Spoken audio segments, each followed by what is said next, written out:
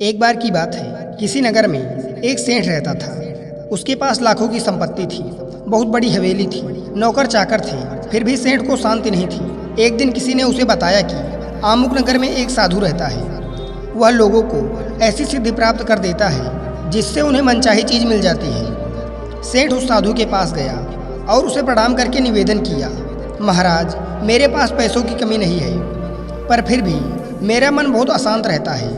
आप कुछ ऐसा उपाय दीजिए कि मेरी अशांति दूर हो जाए। सेठ ने सोचा कि साधु बाबा उसे कोई तवीज़ देंगे या तो कुछ और कर देंगे जिससे उसकी इच्छा पूरी हो जाएगी, लेकिन साधु ने ऐसा कुछ भी नहीं किया। अगले दिन उसने सेठ को धूप में बिठाए रखा और स्वयं कुटिया के अंदर छाया में जाकर चैन से बैठा रहा। गर्मी के दिन थे, सेठ का बहुत बुरा हाल हो गया। उसको बहुत गुस्सा आया, पर वह उसे चुपचाप पी गया। दूसरे दिन साधु ने कहा, आज तुम्हें दिन भर खाना नहीं मिलेगा।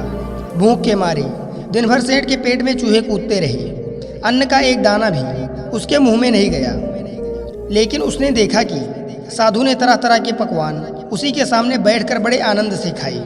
सेठ सारी रात परेशान रहा, उसे एक क्षण को भी नींद नहीं आई। वह सोचता रहा कि साधु तो बड़ा स्वार्थी है। तीसरे दिन सवेरे ही उठकर उसने अपना बिस्तर बांधा और चलने को तैयार हो गया। तभी साधु बाबा उसके सामने आकर खड़ी हो गई और बोली, सेठ, क्या हुआ?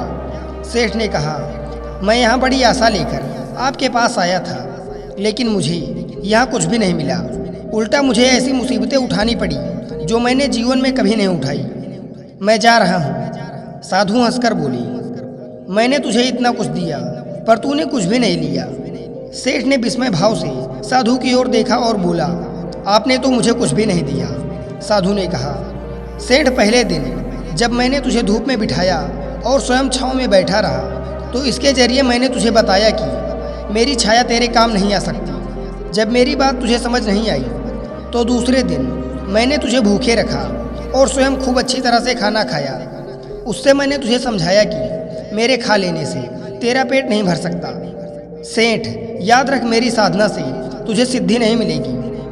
धन तूने खुद अपने ही पुरुषार्थ से कमाया है और शांति भी तुझे अपने ही पुरुषार्थ से मिलेगी। सेठ की आंखें खुल गई और उसे अपनी मंजिल पर पहुंचने का रास्ता भी मिल गया। वह साधु के प्रति कृतज्ञता व्यक्त करते हुए वहां से अपने घर लौट गया। धन्यवाद।